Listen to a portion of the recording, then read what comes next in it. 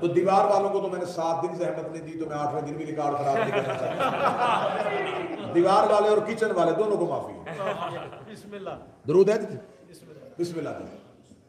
اب حیثیت امام کیا ہے؟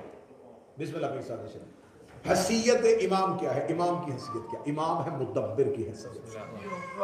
میں تھوڑی آسان مثال دے دیتا ہوں کہ مثلا میں پاکستان سے یو کے آنا چاہتا تھا، میں نے سوچا کہ میں پاکستان سے برطانیہ تک کا سفر کروں تو میں سیدھا ایئرپورٹ پہ پہنچوں اور جو ایئرپورٹ کی چیکنگ والے ہیں وہ مجھے کہہ دیا آپ کہاں جانا چاہتے ہیں، تو میں کہوں کہ میں برطانیہ جانا چاہتا ہوں، تو وہ کہیں گے آپ اپنا پاسپورٹ دکھائیں۔ پاسپورٹ دیکھا تو اس میں برطانیہ کا ویزا نہیں تھا۔ انہوں نے کہا کہ اس میں تو برطانیہ کا ویزا ہی نہیں ہے، تو میں نے کہا جی میں ویزا لینے کے لیے جا رہا ہوں کیونکہ برطانیہ جاؤں گا تو ویزا ملے گا۔ انہوں نے کہا جی نہیں، ویزا برطانیہ سے نہیں ملے گا۔ تو میں نے کہا جی پاکستان میں کہاں سے ملے گا؟ انہوں نے کہا اس ملک کا ایک نمائندہ یہاں بیٹھا۔ کیا بات ہے، واہ واہ واہ۔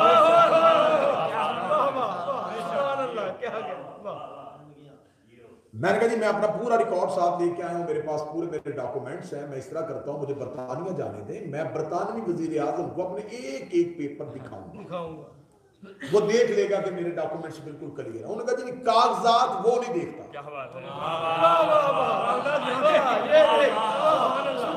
یہاں جو نمائندہ ہے یہ کاغذات دیکھے گا، جانچ پڑتال کرے گا، فیصلہ اس نے کرنا ہے کہ آپ وہاں جانے کے قابل ہیں۔ یہ دنیا کا قانون ہے کہ ہر ملک نمائندہ دوسری جگہ پہ موجود ہوتا ہے اور وہ فرد کی حیثیت سے ہوتا ہے۔ میرے مالک ہم تیری بارگاہ میں آنا چاہتے ہیں اپنے اعمال لے کے، خدا نے کہا وہاں نہ آنا، زمین میں میرا ایک نمائندہ موجود ہے، اس سے جا کے اپنے اعمال کے کاغذات دکھاؤ، فیصلہ وہ کرے گا کہ تم وہاں آنے کے لائق ہو۔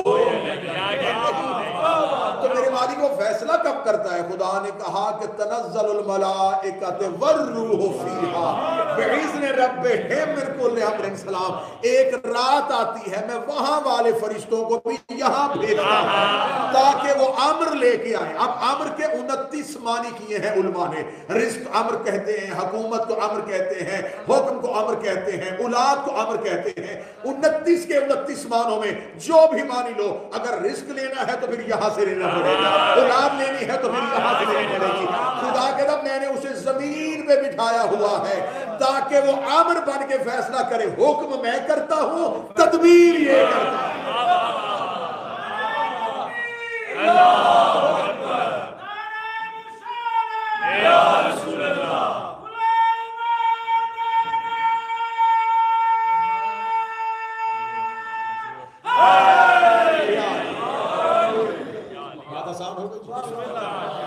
حیثیت امام کو تسلیم کرنا پڑے گا کہ اگر امام کو تسلیم نہیں کریں گے تو پھر بتایا جائے کہ کائنات میں یہ نظام چلا کون رہا۔ جب ہم یہ کہتے تو کہتے ہیں یہ کیسے ہو سکتا ہے کہ کوئی اگر ایسا امام ہے تو اسے نظر آنا چاہیے۔ نظر آنا امام کے لیے ضروری ہے، کیوں؟ خدا عدل کا ترازو کو بالکل برابر رکھتا ہے۔ خدا نے زمین پہ ایک ایسا بھی بھیجا ہوا ہے جو گمراہ کرتا ہے اور وہ نظر نہیں آتا۔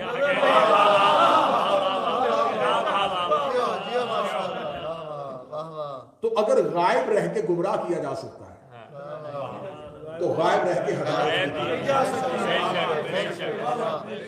اب جو غیبت ہے یہ غیبت دو طرفہ نہیں، یک طرفہ۔ یہ غیبت ادھر سے نہیں ہے، ادھر سے۔ ایک لفظ ہمیشہ اپنے عقیدے میں بہتر کیجئے گا، امام کے لیے لفظ غائب استعمال نہ کیجئے گا، لفظ غیب ہے۔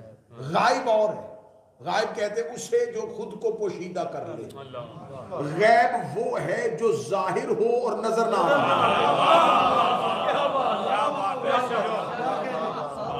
اس کی وضاحت میرے ایک امام کے فرمان سے ملی تھی۔ امام سے کسی نے آگے پوچھا مولا آپ کے پاس غائب کا علم ہے؟ امام نے فرمایا امام سے کوئی چیز غائب نہیں ہوتی۔ وہ کون سی چیز ہے جو امام سے غائب ہے؟ تو اس نے کہا پھر آپ کے پاس، امام نے فرمایا تو سوال یہ کر غائب کا علم ہے۔ اس نے کہا غائب اور غائب میں کیا فرق ہے؟ امام فرماتے غائب وہ ہے جو چیز خود کو خود پوشیدہ کرے، غیب وہ ہے جو ظاہر ہے اور تمہیں نظر نہیں آ رہا۔ اللہ غائب نہیں، جنت غائب نہیں، اور خدا نے قرآن میں پہلی ہی آیت میں یہ کہا یؤمنون بالغیب، یہ صاحب ایمان وہ ہیں جو غیب پر ایمان رکھتے ہیں، یہ مانتے ہیں کہ کچھ ایسا ہے جو ہے صحیح لیکن ہمیں نظر نہیں آنا، اور ہمیشہ نظر آنے والی چیز کسی نہ کسی نظر آنے والے کو اپنا سراپا ضرور بناتی ہے۔ نوجوانوں کے لیے مثال دینے لگا ہوں، پڑھے لکھے آج کے بچوں کے لیے میں پھر پانی کی مثال دینے لگا ہوں، میں کیا کروں، میرے پاس ہے یہ پانی جو ہے یہ دو گیسوں کا مجموعہ ہے، ہائیڈروجن پلس آکسیجن، یہ دونوں ملتی ہیں تو پانی، وہ نظر نہیں آ رہا، کیا بات ہے، نظر یہ ان دو نے مل کے انہیں اسے صورت دے دی ہے، طلب یہ پوری کر رہا ہے، اس کے پیچھے وہ ہے، اس کا مطلب مظہر کو مانو تو حقیقت کو مان لو، جس نے مظہر کا انکار کر دیا اس نے حقیقت کا انکار کیا۔ امام کی زمانے میں غیبت ہے، اور غیبت ہماری طرف سے ہے، پیاسے کو کسی صحرا میں کنویں کا نہ ملنا پانی کے نہ ہونے میں دلالت نہیں، ایک پیاسا کسی دشت اور کسی صحرا میں چلا جائے اور وہ کہے کہ پیاس ہے اور پانی ہی نہیں ہے، پانی موجود ہے لیکن وہ پانی تک پہنچ نہیں رہا، امام موجود ہے لیکن ہم امام تک پہنچ نہیں رہے۔ اب میں ابھی تھوڑی دیر پہلے دوستوں میں بھی یہ بات کر رہا تھا کہ اب ہم نے دیکھنا یہ ہے کہ امام کی غیبت کا راز کیا ہے۔ امام کی غیبت کے راز کو جب ہم دیکھتے ہیں تو ہمیں ایک بات کی تھپکی دے کے سلا دیا جاتا ہے کہ صاحب یہ حکم پروردگار سے ہے اور وہ اللہ نے ابھی حکم نہیں دیا، جب وہ حکم دے گا تو پھر یہ ظاہر ہو جائیں گے۔ اچھا، پھر ہمیں بتایا جائے کہ کائنات میں جب جس نے کلی اختیار امام کو دے دیا تھا تو اس نے امام کا اختیار امام کو کیوں نہیں دیا؟ یہ بہت نئی باتیں ہیں جو میں آپ کروں گا، اور ہمیشہ نئی بات جو ہے وہ لوگوں کو پریشان بھی کر دیتی ہے اور لوگ اس چیز کو جلدی قبول بھی نہیں کرتے، اس لیے کہ جب رسول نے مکہ میں دین بتایا تھا تو لوگوں نے کہا تھا یہ ہمارے لیے نیا ہے، ہم اس کو جلدی قبول اس لیے نہیں کریں گے کہ ہم نے ایسا پہلے کبھی سنا ہی نہیں۔ اب سوال یہ ہے کہ جب وہ امام جسے اللہ نے کلی اختیار دیے ہوئے ہیں، اسے مدبر بنایا ہوا ہے، تو اس کا اپنے ظہور پہ اختیار کیوں نہیں؟ یعنی کہ وہ یہاں آ کے محتاج کیوں ہو گیا کہ میں ظہور نہیں کر سکتا؟ اس کا مطلب ظہور کا اختیار بھی امام ہی کے پاس ہے، وہ جب چاہیں وہ ظاہر ہو سکتے۔ اب اس سے اگلے سینے پہ آ جائیے، اگر یہ سارا ظہور امام کے چاہنے پہ مبنی ہے تو وہ ابھی تک چاہ کیوں نہیں رہے؟ اب یہاں ہمیں روایات بتاتی ہیں کہ امام ظہور اس لیے نہیں فرما رہے کہ امام پردے میں ہیں اور امام رو بھی رہے ہیں، امام شدت میں بھی ہیں، امام گریہ بھی کر رہے ہیں، تو امام گریہ کر رہے ہیں اور ان کے اختیار میں ہے ظاہر ہونا، تو وہ ظاہر کیوں نہیں ہو رہے؟ صاحب ہمیشہ انسان کی فطرت ہے یہ اپنا الزام دوسرے کے سر پہ دیتا ہے، یہ ہمیشہ کوشش کرتا ہے کہ اپنی کمی کو چھپانے کے لیے کسی کا سہارا ڈھونڈے۔ بھئی آپ نے نماز کیوں نہیں پڑھی تو فوراً کوئی نہ کوئی ایسا سہارا ڈھونڈنا کہ میں اپنی غلطی اس کے سر پہ ڈالوں، لباس ٹھیک نہیں تھا، کاروبار میں جانے کی ذرا جلدی تھی، آفس کا ٹائم چینج ہو گیا تھا۔ اب ہم نے کیا کیا؟ ہم نے اپنا قصور جو ہے یہ بھی امام پہ ڈال دیا۔ ان کے پاس اختیار ہے، وہ جب چاہیں ظاہر ہو سکتے ہیں۔ جب امام کی طرف ربط ہوا اور امام سے پوچھا گیا کہ بادشاہ آپ ظاہر کیوں نہیں ہو رہے جب آپ کے پاس آپ کا اختیار ہے، تو فرمایا تمہاری وجہ سے، کیونکہ میں نے ظاہر نہیں ہونا، میں نے قیام کرنا۔ اگر میرے بعد بھی کوئی امام ہوتا تو جیسے مجھ سے پچھلے اماموں نے ہر دور کے حالات میں خاموشی بھی اختیار کر لی، گوشہ نشینی بھی اختیار کر لی، زہر والا انگور بھی کھا لیا، زہر والی کھجور بھی کھا لی، زہر والا دودھ بھی پی لیا، میں بھی ایسا کر لیتا، لیکن میرے بعد امامت نہیں۔ اب آخری قیام میں نے ہی کرنا، اور قیام تب تک نہیں ہوتا جب تک لشکر نہ ہو۔ میں نے آپ کی پچھلی مجالس میں ایک ڈیڑھ گھنٹہ میں اس بات پہ مسلسل ہسٹری میں بولتا رہا ہوں، امام حسن علیہ السلام نے قیام کیوں نہیں کیا؟ کیا لڑنا نہیں جانتے تھے؟ کیا تلوار نہیں تھی پاس؟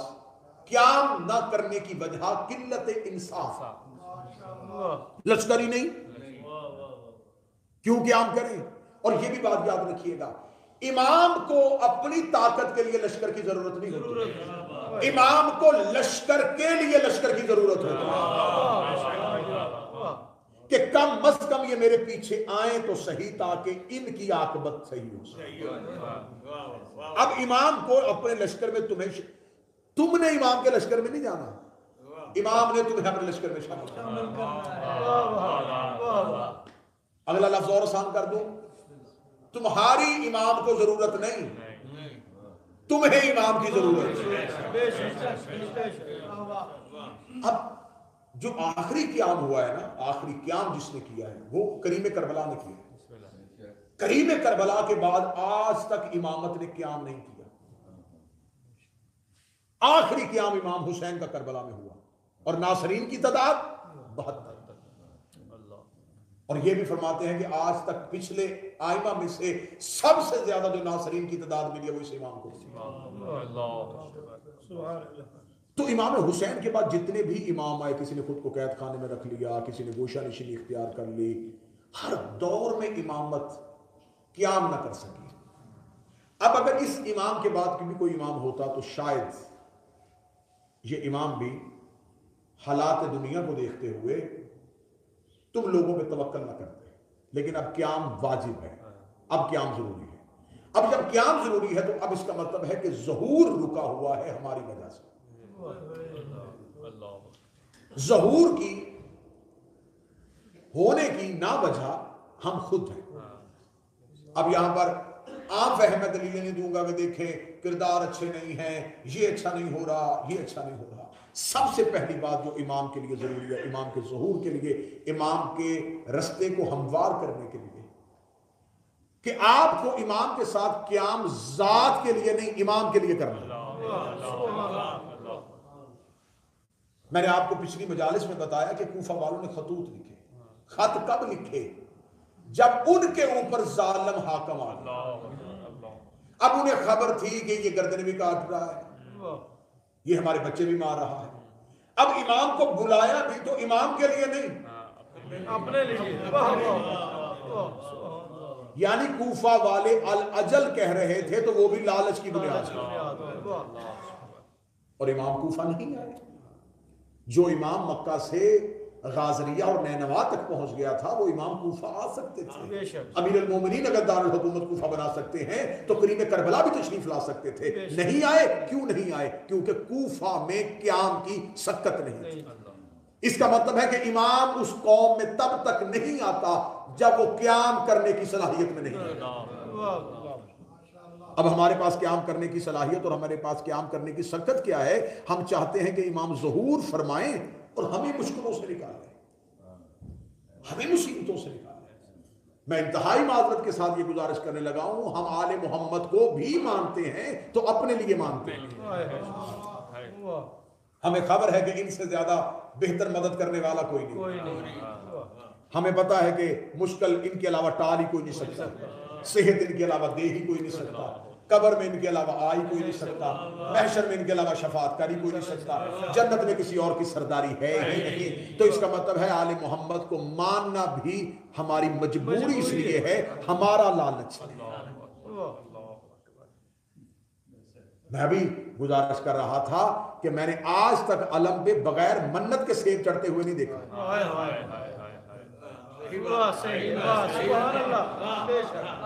میں انتہائی معذرت کے ساتھ کہوں گا، ہم نے علم پہ سیب بھی رکھا تو منت کا رکھا، یہ مراد پوری کریں تو یہ سیب۔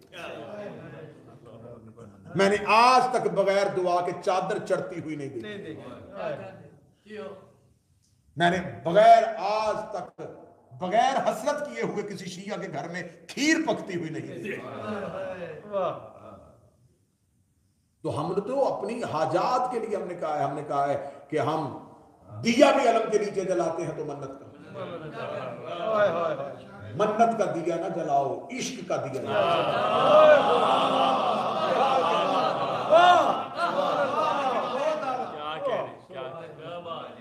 اس کا دیا جلاؤ جب تم میں اور امام کے درمیان سے لالچ ختم ہو تمہیں امام نظر آنا شروع لالچ کس چیز میں ہوتا ہے؟ لالچ ہے ہمارے نفس میں. جتنی بھی خواہشات ہمارے نفس کی ہے نا، نفس کی خواہش ہے اچھا گھر، نفس کی خواہش ہے اچھی گاڑی، نفس کی خواہش ہے یہ مل جائے یہ مل جائے یہ مل جائے، یہ سب کچھ نفس.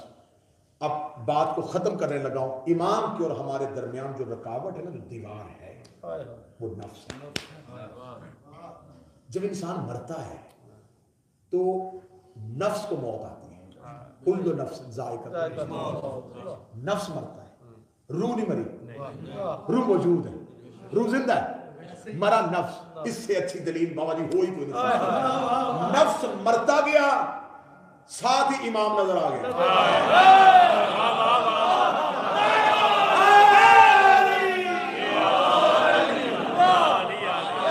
یہ قبر میں علی کیوں نظر آیا؟ یہ سرحان علی کی کرسی کیوں نظر آئی؟ وہی علی جو دنیا میں 70 سال نظر نہیں آیا، وہ قبر کی کوٹھی میں کیوں نظر آیا؟ اس لیے کہ نفس مر گیا ہے. تم زندگی میں نفس مارو، امام ابھی نظر آنا چاہیے.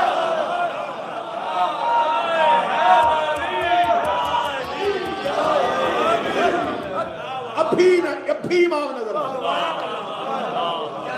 اور مجھے حسین کی عزت قسم کربلا کے 72 نے نفس مارا تھا. کوفہ والے نفس کی تسکین کے لیے امام کو مارا. نفس کی تسکین تھی. امام آئیں، لشکر میں شامل ہوں گے، گھر بچ جائے گا، زیادہ دیر جئیں گے، نسلیں ہماری جئیں گی. نفس کی تسکین کے لیے امام کو بلا رہے تھے. امام آئے ہی نہیں. اور جس نے نفس مارا ہوا تھا اسے خط لکھ کے بلایا.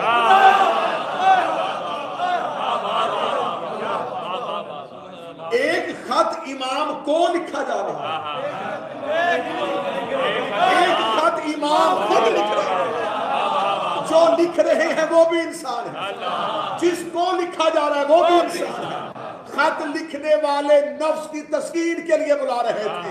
جس کو لکھا تھا وہ نفس مار کے حسین کی بیٹھ جائے. اب مجھے بتاؤ، وہ جو 72 کربلا میں آئے تھے، 72 کی شادیاں نہیں تھی، ان کی نسلیں نہیں تھی، ان کے بچے نہیں تھے، ان کے گھر نہیں تھے، سب کچھ تھا. حسین نے شب عاشور آخری امتحان لی. حسین نے کہا دیکھ لوں کہیں کوئی لالچ تھا تو نہیں. یہ تو کوئی لالچ ہی نہیں ظاہر کر رہے. یہ تو 3 دن پانی بند ہوا تھا نا، یہ حسین کا امتحان نہیں تھا.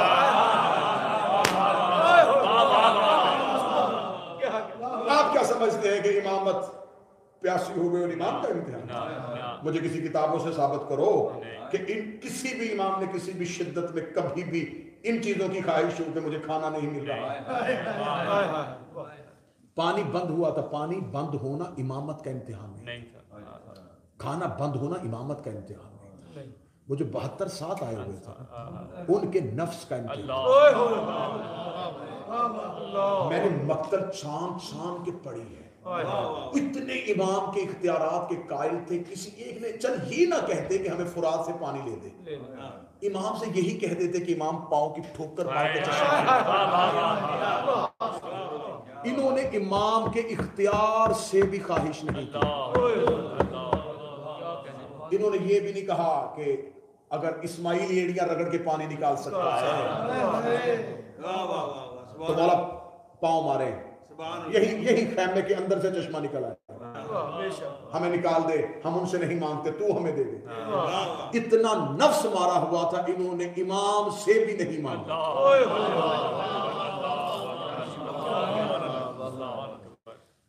کیا لالچ تھا؟ لالچ کدھر رہ گیا کہ ہم سب کچھ امام سے مانگ رہے ہیں نا.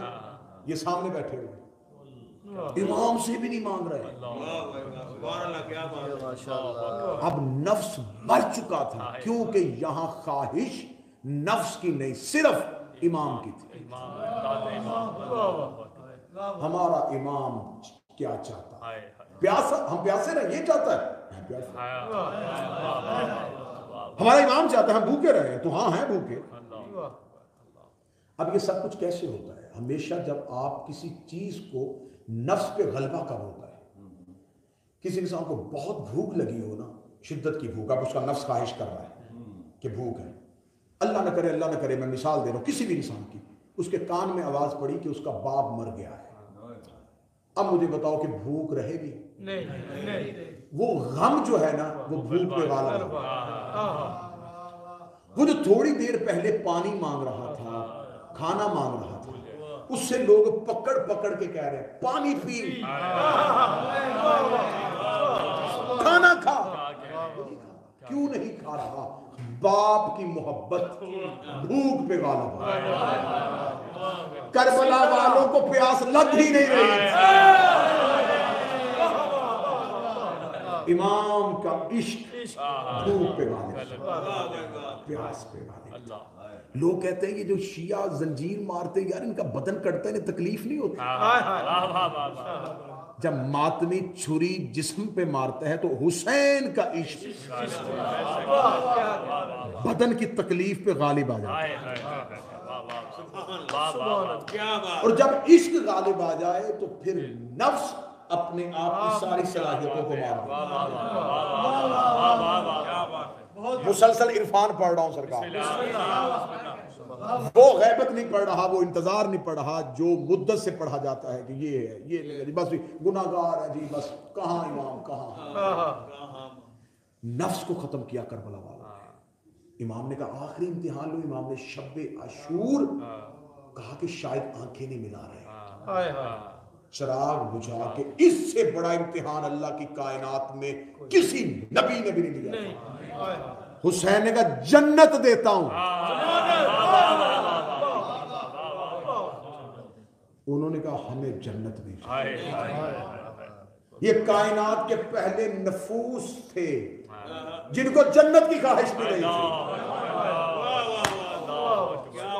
یار ہم نفس مارتے ہیں جنت ملے، خدا نے کہا رمضان کے اتنا وقت بھوکے رہنا تو ہم نے نفس مارا، کیوں؟ جنت مل جائے گی۔ نفس مارا، صبح اٹھیں گے نماز پڑھیں گے جنت مل جائے گی، نفس مارتے ہیں جنت کے لیے۔ حسین کا شاید انہوں نے نفس مارا جنت کے لیے، حسین کا جنت دوں، جنت بھی نہیں چاہیے۔ حسین نے ان 72 غیر معصوموں کو امام کے عشق میں ایسے دکھا کے کہا کہ قیامت تک کہیں یہ نہ کہنا یہ سوائے معصوم کے کوئی نہیں کر سکتا۔ مولا حسین کی قسم اگر حسین صرف اپنے ہی بنی ہاشم لے کے چلے جاتے، یہ باتیں بالکل ممبر کی تاریخ سے نہیں ہوں گی، حضرت عبداللہ بن جعفر تیار کو لے لیتے تو لے سکتے تھے، ہاشمیوں کے کئی لوگ مدینہ میں آباد تھے، لے سکتے تھے، اگر ان کو لیتے ان میں سے ایک نام کاٹنا پڑتا۔ یہ ہے امام کا عشق کہ امام نے غیر معصوم نام نہیں کاٹا، بھائی گھر بٹھا دیا، عقیل کے بیٹے گھر بٹھا دیا، جعفر تیار کی نسل گھر بٹھا دیا۔ نہیں اللہ نے تمہیں امتیاز دے دیا ہے، اب انہیں لینے دو۔ تدا سے تجاوز نہیں ہو سکتا تھا، اگر ایک نام بھی اور بڑھاتے تو ادھر سے ایک نام کاٹنا پڑتا۔ کیا کریمی ہے حسین کی۔ محمد بن حنفیہ گھر بٹھا دیا، جون کا نام نہیں کاٹا۔ اگر صرف عباس، قاسم، علی اکبر یہ سب کچھ کرتے تو آج کہہ دیتے وہ نہیں جی یہ سب کچھ تھا، لیکن آگے بھی تو دیکھے نا کون تھے، آگے بھی تو علی کے بیٹے تھے، آگے بھی تو خونے۔ نہیں، میں یہ کام جون سے کرواؤں گا، میں زہیر سے کرواؤں گا، میں مسلم ابن اوسجہ سے کرواؤں گا، میں سعید سے کرواؤں گا، تاکہ قیامت تک تمہیں پتہ چلے کہ غیر معصوم بھی اگر نفس کو مارے تو عشق کے اس کمال میں۔ اب سب سے ایک ہی چیز جس پہ گفتگو رکے گی، بہت بات کی باتیں ہیں کہ اعمال ہمارے ٹھیک نہیں ہیں، نمازیں ہماری پوری نہیں ہیں تو اس لیے امام نہیں آ رہے۔ امام کا امتحان سب سے پہلا یہ ہے کہ تمہاری خواہش کیا ہے۔ نفس ختم کرو، خواہشات ختم کرو، خواہش صرف امام کر دو۔ اور یہ بات بھی میں کہوں کہ یہاں پر بھی گھاٹے کا سودا نہیں ہوگا، اب یہ نہ سوچیں کہ دیکھیں جی دنیا داری بھی تو ہے نا، بچے بھی تو پالنے ہیں. یار آپ صرف امام لے کے دیکھیں، ہر چیز امام کے ساتھ خود بخود آ جائے. آپ صرف خواہش امام کر کے دیکھیں، آپ صرف عشق امام میں مبتلا ہو کے دیکھیں. جن چیزوں کی آپ خواہشات کر رہے ہیں یہ بڑی چھوٹی ہیں، یہ خود بخود یہ بالکل ایسے ہی ہے جیسے بچہ بچپن میں باپ سے کچھ چیز. امام کے لیے یہ خواہشات کیا ہیں؟ تمہارے رزق میں فراوانی کر دینا تمہاری چیزوں میں.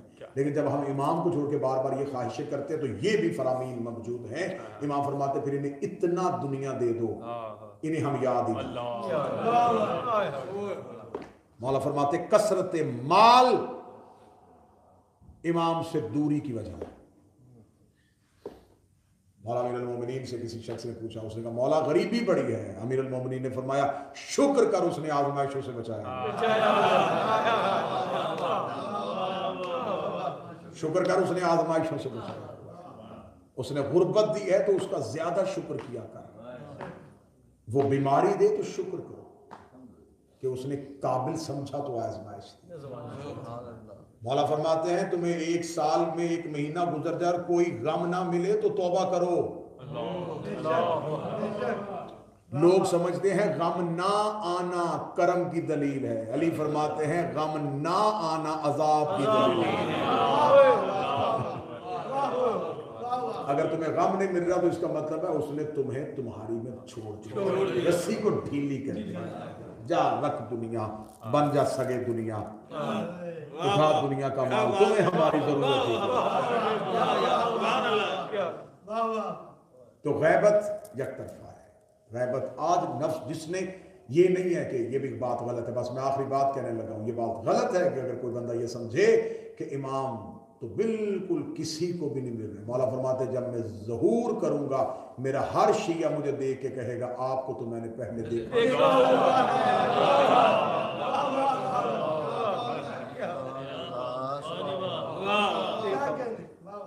عارف عالم دین ہے، امام سے ایک سوال پوچھنے کے لیے صحرا میں آ گیا. چلتا رہا چلتا رہا چلتا رہا، کہیں بھی امام سے ملاقات نہیں ہو رہی. تو رستے میں چلتے ہوئے کوئی اجنبی ملا. اجنبی نے طریقے سے سوال کا جواب دیا. جواب ذہن میں آیا، ہاتھ سے اونٹ والا تازیانہ زمین پہ گر گیا.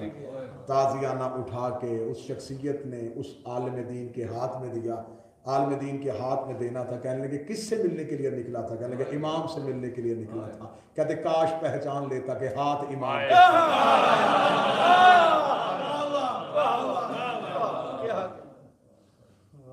اتنے واقعات ہیں، اتنے واقعات ہیں، اتنے واقعات ہیں. پڑھوں تو رات بیت جائے کہ امام سے ملاقات ممکن ہے. یہ نہیں ہے کہ ملاقات امام ممکن نہیں ہے، امام سے ملاقات ممکن ہے. لیکن مولا فرماتے میں ہر ایک سے ملوں گا اس کے عرفان کے مطابق، اس کی معرفت. مولا فرماتے میں لمحہ بھی تم سے دور نہیں ہوتا. لمحہ دن کی بات نہیں. امام فرماتے میری نظریں مسلسل تم پہ رہتی، دشمن تمہیں تکلیف نہ پہنچائے. درندوں کے جنگل میں نے تمہیں بچا کے رکھا. اس سے بڑھ کے امام کے ہونے کی دلیل کیا ہے؟ جس امت نے اماموں کو قتل کر دیا تھا، جنہوں نے نبی کا بیٹا نہیں چھوڑا تھا، آج کھل کے عزاداریاں کر رہے ہیں تو امام صاحب. آج ان کا نام لے رہے ہو تو امام صاحب. امام فرماتے ہیں میں مسلسل تمہیں دیکھ رہا ہوں. اپنی نسلوں کی تربیت اس انداز سے کرو کہ اپنے بچوں کو امام کے ہونے کا یقین اتنا دلا دو کہ ان کو خبر ہی نہ ہو کہ وہ نہیں ہے. گھر میں کھانا ہو، دسترخوان بچھا ہو تو ایک شخص کی جگہ خالی چھوڑ دو. بچے پوچھے یہ کس کی ہے تو کہنا ہمارا امام دسترخوان پہ آئے. جب بچوں کو پتہ چل جائے نا کہ ہمارا امام ہمارے گھر آتا ہے، تو جو بچہ باپ کے سامنے سگریٹ نہیں پیتا، جب اس کے امام کے ہونے کا اتنا یقین ہو جائے گا تو پھر وہ گناہ نہیں کرے گا. اسے خبر ہوگی کہ میرا امام مجھے دیکھ رہا ہے. ایک شخص نے امام سے اتنی ملاقات، بس آخری لفظ کہہ رہا ہوں، اتنے، کبھی شب جمعہ کربلا، کبھی مسجد سہلا میں بیٹھا ہوا ہے، کبھی مسجد کوفہ میں بیٹھا ہوا ہے، مسلسل کرتے کرتے کرتے کرتے تھک گیا.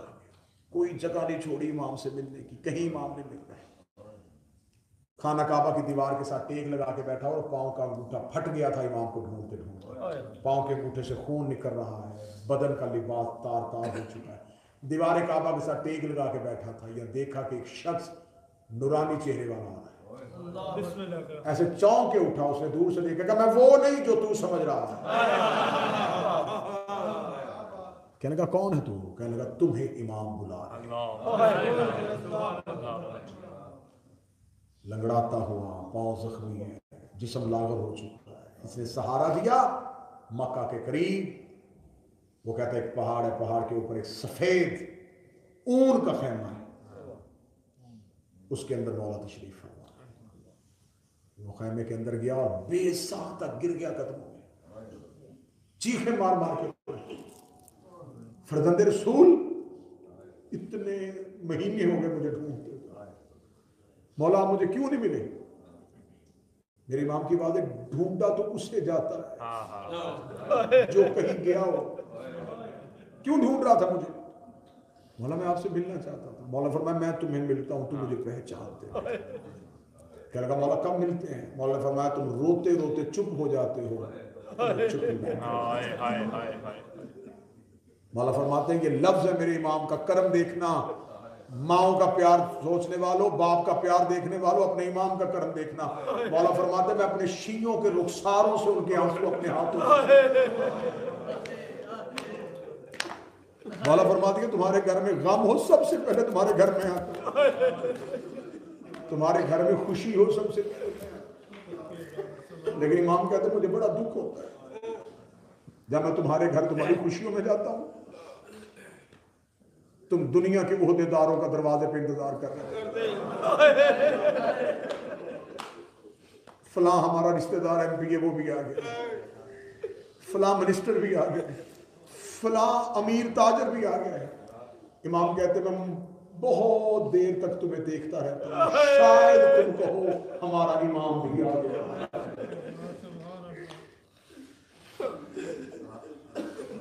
مولا فرماتے پھر ایک جگہ ہے، کہیں اور مجھے ڈھونڈو نہ ڈھونڈو، مجلس شبیر میں مجھے ضرور میں وظیفہ دے کے جا رہا ہوں اس مجلس میں، زندگی باقی ملاقات رہی، زندہ رہا، وفا ہوئی، بیوی سیدہ نے کرم کیا، آپ کے چہروں کی دوبارہ زیارت ہوگی۔ ہاتھ باندھ کے کہہ رہا ہوں ہر مجلس میں ایک بار روتے ہوئے یہ ضرور کہنا کہاں بیٹھا ہے فاطمہ کا بیٹا۔ مجلس میں روتے ہوئے ایک بار اپنے امام کو دائیں بائیں ضرور ڈھونڈ، اینا بقیت اللہ، کہاں ہے سیدہ کا بیٹا؟ یقین رکھا کرو کہ وہ مجلس شبیر میں،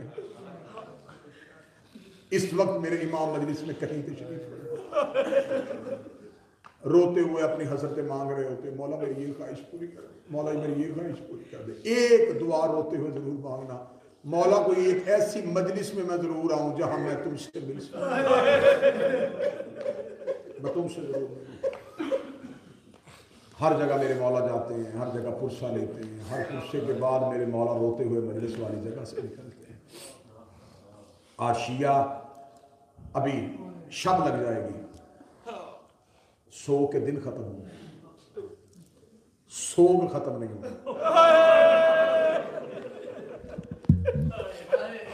میں یہ گزارش کر کے جا رہا ہوں، عزاداری کے دن ختم ہوں گے، عزاداری ختم نہیں ہوگی۔ یہ صرف میرے مولا نے تم پہ کرم کیا ہے کہ جاؤ اپنے اپنے گھروں میں دروازے کھولو، اپنے بیٹوں کی شادیاں کر لو، اپنی خوشیوں میں چلے جاؤ، لیکن یہ نہ سمجھنا کہ سو کے دن ختم ہوئے تو شاید اب رونا ہی نہیں ہے۔ بس توجہ میری طرف کیجیے گا، یہ سوچ کے اب 8 ربیع الاول کے بعد اگلے 4 محرم تک یہ سوچتے رہنا کہ ابھی 40 دروازوں کے تالے نہیں کھلے، ابھی سوگ آل محمد کے گھر سے ختم نہیں ہوا،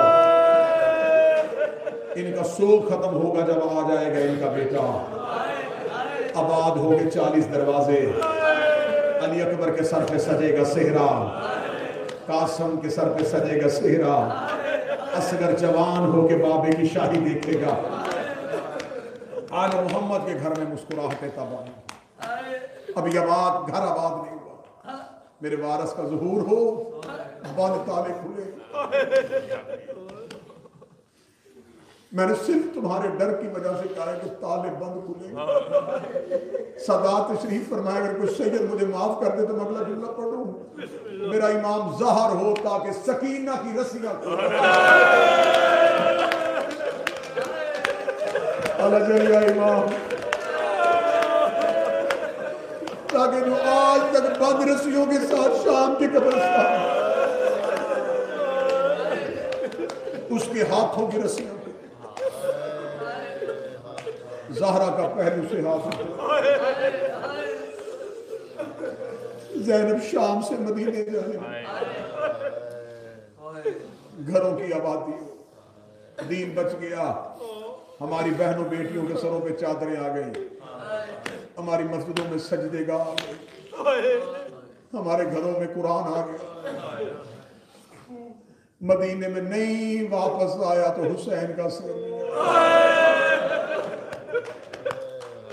آج مستورات میں برآمد ہوگی سیدادیوں کی ہماریاں. اتنا انتظام کیا ہے ماتمیوں نے کہ انہوں نے مسلسل مجلسوں میں اعلان ہوتا رہا جی آخری مجلس میں ہماریاں صرف بیویوں میں برآمد ہیں. یہ ہے میری قوم کا آل محمد سے محبت. یہ بیویوں کی ہماری کی شبیہ بھی مردوں کو نہیں دیکھ رہے. رکھ میرے سر پہ قرآن. شرابیوں کا مجمع تھا. علی کی بیٹیاں رو رو کے کہہ رہی تھی آنکھیں بند کرو, ہم علی کی بیٹیاں.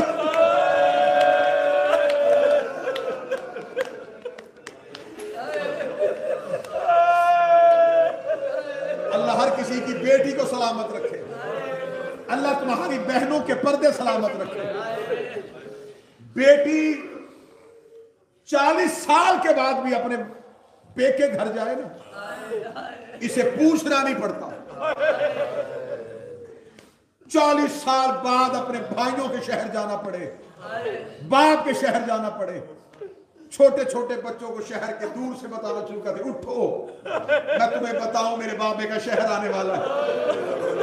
بچوں کو اٹھا کے کہہ دیا یہ میرے باپ کی حویلی ہے, وہ گھر میرے بھائی کا ہے, اس گھر میں اپنے باپ کے ساتھ رہتی رہی ہوں. رکھ میرے سر پہ قرآن. 1.25 سال کے بعد واپس آئی ہے. مدینے کے باہر کمر پہ ہاتھ رکھ دی, سجاد یہ مدینہ ہے.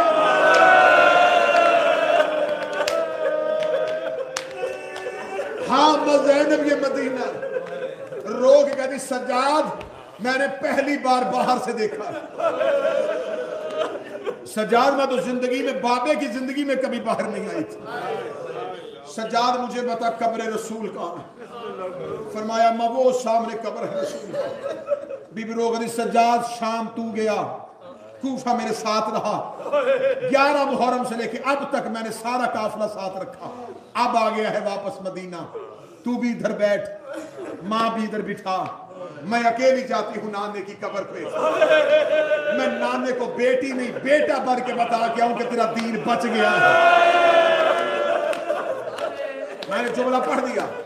بی بی نے کہا میں بیٹی نہیں بیٹا بن کے نانے کو بتا کے آؤں دین بچ گیا. مولا سجاد کو وہی بیٹا رہنے دیا. بہار کی 4تھی جلد علامہ مجلسی جتنا چل سکتی تھی اتنا چلی. اس کے بعد صدا سے معافی مانگے جو پڑھنے لگا. یہ ہے منبر کے تقدس کی قسم. قبر محمد میں ایسے گئی جیسے اکبر کی لاش پہ. مجھ سے کوئی ماتمی وجہ نہ پوچھے, میں وجہ نہیں پڑھ سکوں گا کیوں ایسے چلی. سر سے لے کے پاؤں تک زخمی تھی قرآن کی آیت. نانے کی قبر پہ گئی. مجلس ختم ہوگی, نوحہ خان نوحہ پڑھیں گے. ماتمیوں کے کان ہوتے ہیں نوحے کی سطروں پہ. نوحے کی سطر ہوتی ہے, ماتمی کا سینے پہ ہاتھ آتا. میں نوحہ کسی شاعر کا نہیں پڑھنے لگا. تم برداشت کر لو گے تو میں 4 سطریں پڑھوں گا, ورنہ 5ویں پڑھنی پڑے گی. 4 سطروں کے بعد 5ویں سطر سیدوں سے ماتمیوں سے برداشت نہیں ہوگی. سید زیادہ میں 4 سطریں وہ پڑھنے لگا ہوں جو علی کی بیٹی نے خود نوحہ قبر محمد میں پڑھا. بی بی نے آ کے कब्र रसूल के दरवाजे पे हाथ रखा, बीबी ने नोहे की पहली सतर पढ़ी, बीबी रो कर दी नाना कब्र से निकल के पहचान में वही ज़ैनब हूँ। पहली सतर मैंने पढ़ ली, दूसरी सतर पढ़ने लगा, बीबी रो के कहती नाना तेरी अजान बच गई, मेरा मुअज्जिन मारा गया।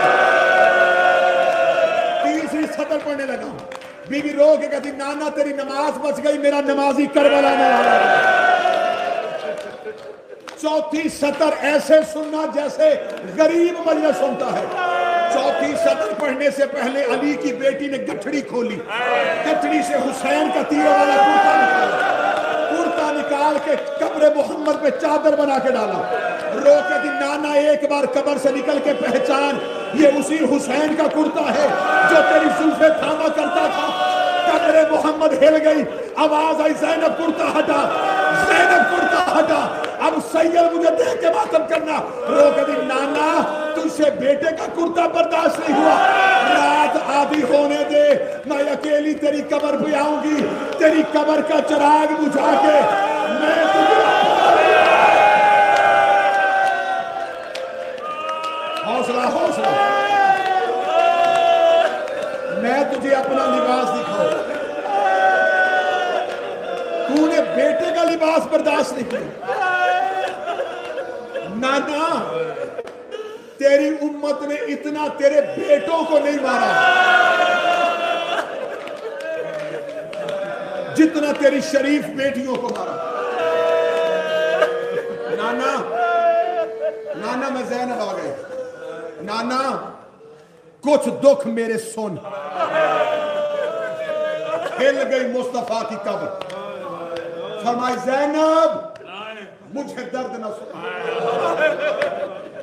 गठड़ी उठाई, हसन की कब्र पे आई, रो करी भाई बहनों के दर्द सुनते हैं। क्या बहन तुझे अपने दर्द सुनाए?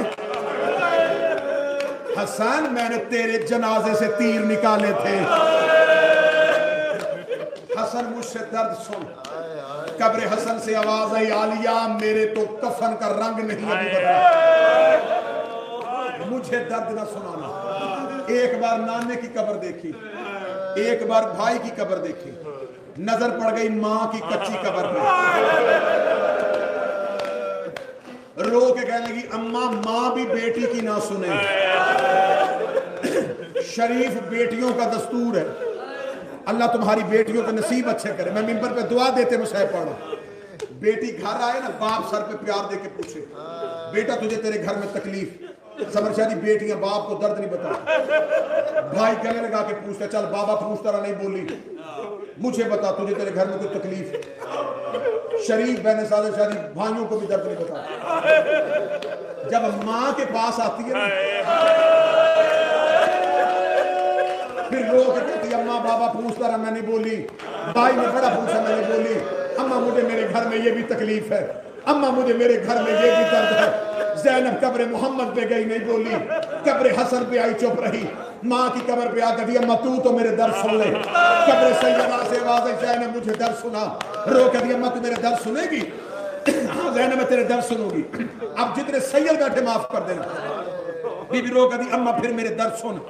अम्मा 28 रजब को मैं तेरी कब्र पे आई थी, मैंने तेरी कब्र पे हाथ रख के वादा किया था मेरा कुछ बचे ना बचे मैं तेरी नस्ल बचा के आऊंगी।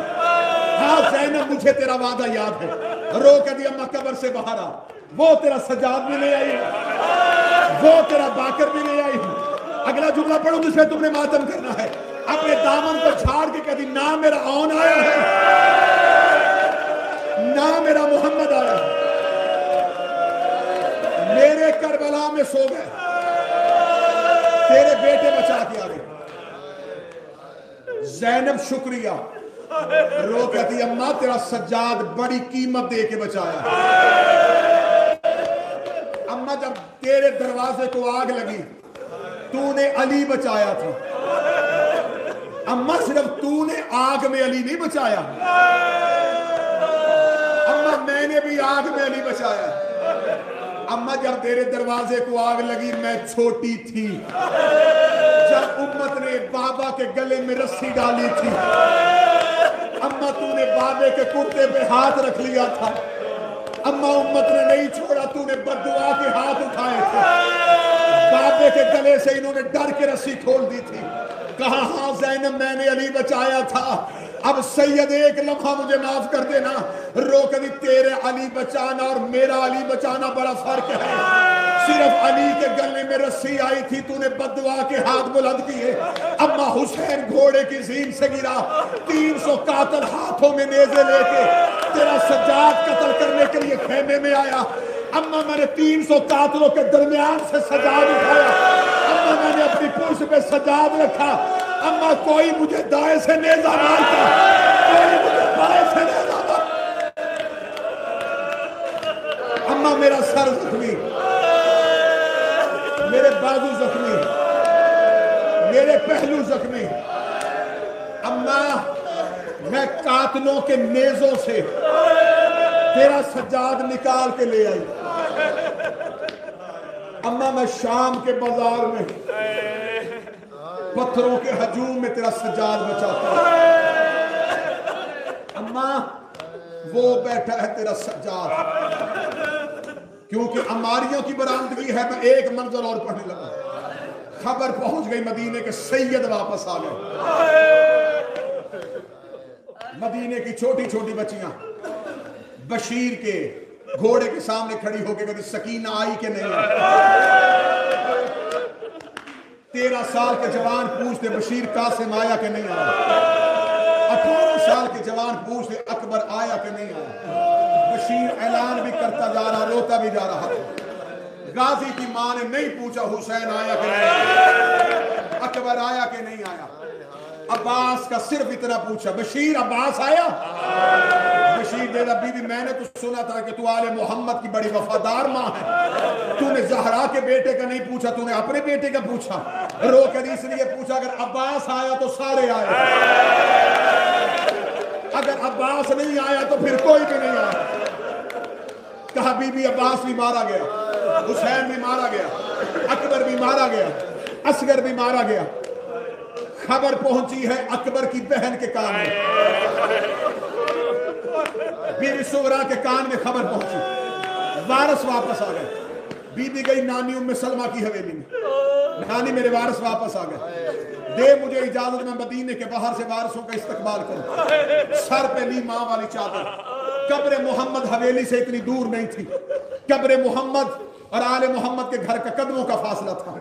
सर पे ली मां फातिमा वाली चादर, पांव तक चादर ततहीर, इर्द गिर्द कनीजों का हल्का, कनीजों के हल्के में चली है असगर की और अकबर के हिस्से की बहन हुसैन की बेटी सुगरा। कनीजों ने हल्का बांधा, बीबी वारसों को लेने के लिए चली।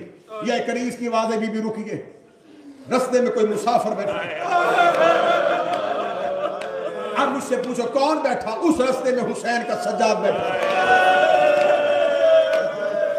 कनीज की आवाज है, मुझे मुसाफिर उठाने दे, घरों में रोगे, बिस्तर पे रोगे, याम अज़ा का आखिरी पुरसा है, अगले साल हम में से वो रोएगा जो रहेगा। आज विदा हो रही है मोहम्मद की बेटी, आज विदा हो रही है अली की बेटी। मैं चाहता हूं कि बीबियों का विदा गिरिये में होना चाहिए, हम चीखे मारे और मोहम्मद की बेटी विदा हो जाए। आज विदा करना है रसूल की बेटी को तुमने इस इमाम बारगाह से।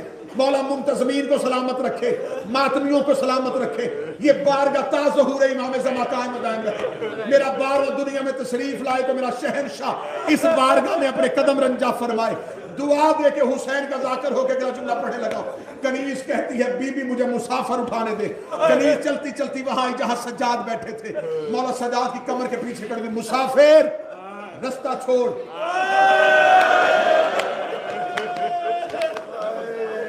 मौला सज्जाद ने झुके हुए सर से पूछा क्यों? कनीज ने कही हमारे मौला की बेटी आ रही है। मौला सज्जाद कहते वो गुजर क्यों नहीं जाती?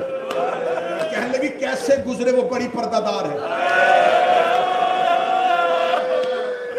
वो बड़ी पर्दादार है।